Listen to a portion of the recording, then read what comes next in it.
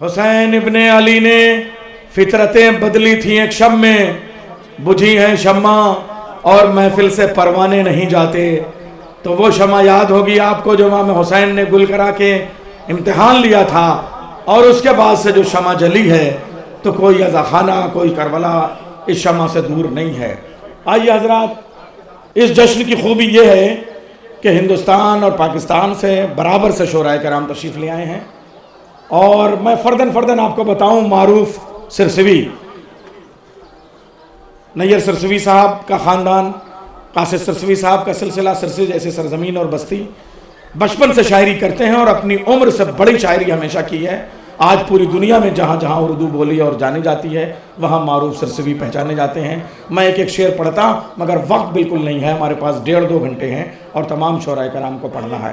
جناب ڈاکٹر افہام اترولوی صاحب، ڈاکٹر افہام اترولوی صاحب پاکستان میں بھی اور پاکستان کے علاوہ دوسرے ممالک میں ہندوستان کی نمائندگی کرتے رہے اور اپنا کلام پیش کرتے رہے.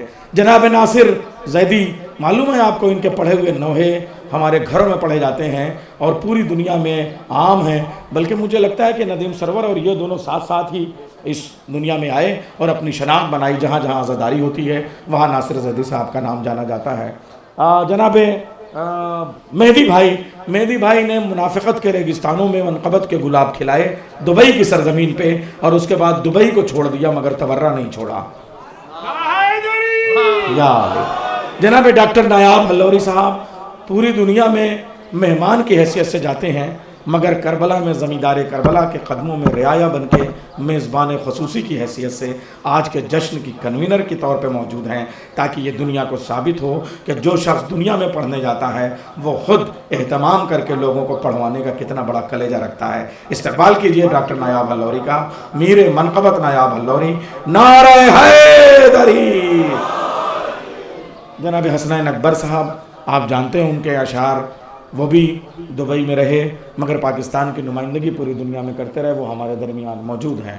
جناب علی زید پوری صاحب، زید پور کی سرزمین، فراست زید پوری، یونس زید پوری، لکھنؤ میں جب شمع ازاں روشن ہوئی تو اس نے آس پاس کے علاقوں کو اپنے احاطے میں لے لیا اور انہی میں ایک بڑی سرزمین ہے زید پور، وہاں سے تعلق رکھتے ہیں. تشریف لے آئیں، انشاءاللہ وہ اپنا کلام پیش کریں گے.